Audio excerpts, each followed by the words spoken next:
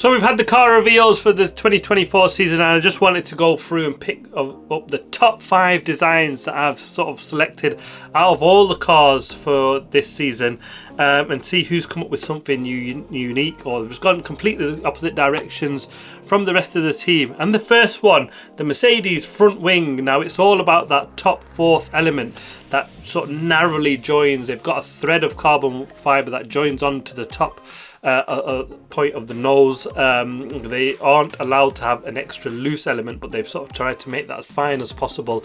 Now some teams are arguing, is that legal, is that not? We've seen it in testing, but will we see it on race day, and will teams raise it as an issue? A lot of them saying I think they're okay on that, and some people are saying, you know, they're completely not okay with this, and we'll see what happens on race day in Bahrain. Will we get some protests up about that point? But an interesting point that they've sort of gone really fine with a thin preen of carbon, haven't they, just to try and get past this and try a small little loophole on that.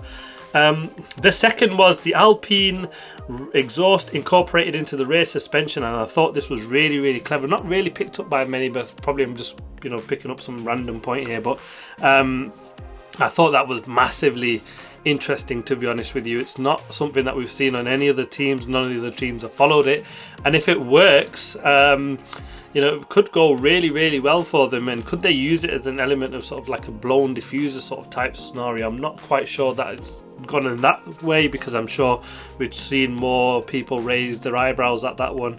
It kind of hasn't flown that way, but it's a very unique way to sort of use the exhaust performance and power that's, you know, and try and propel the car forward that way. The big one next is Red Bull, isn't it, with their no pods, vertical intake pods. Really, it's not really no pods, is it, because they have got an overbite on the intake now, haven't they? And they have got a small intake gap for that, but they've also gone vertical pods, haven't they? So rumours potentially that they could go no pods with that design later in the season. You know, that's possibly where they could be heading with that, and it'd be massively interesting if they pull that off, because that'll be a bit of a kick in the teeth for Mercedes, won't they? Because they've completely scrapped that idea and gone the other way. You know, and could Red Bull really refine it? The big one also is their really high shoulders, isn't it, that they've copied from Mercedes, but also gone on another level as well, haven't they? Because it runs up really quite high above almost the structure along the front. Yeah, interesting that, and it's, yeah, let's see how that pays off for Red Bull this time. The next up is Ferrari, and they've gone for a completely different rear suspension setup to pretty much everyone that did it before. Everyone else went with push rod, didn't they, following the Red Bull route. Ferrari have said they looked at it and thought, not really quite sure if they'll get the same benefit that we want from it, and they've gone for a pull rod rear suspension. Interesting to see how that one falls for them this season, but they've gone quite radical from where they were last season, haven't we, Ferrari?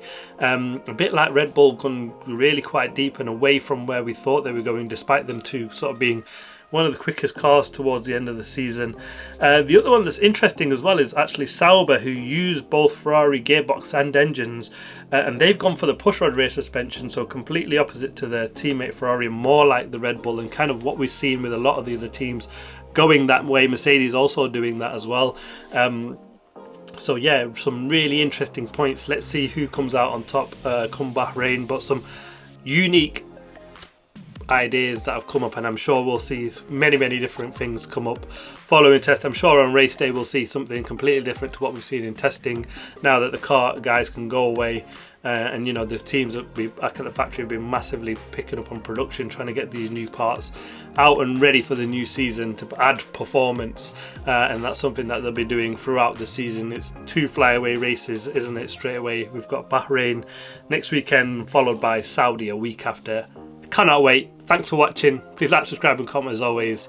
See you next time.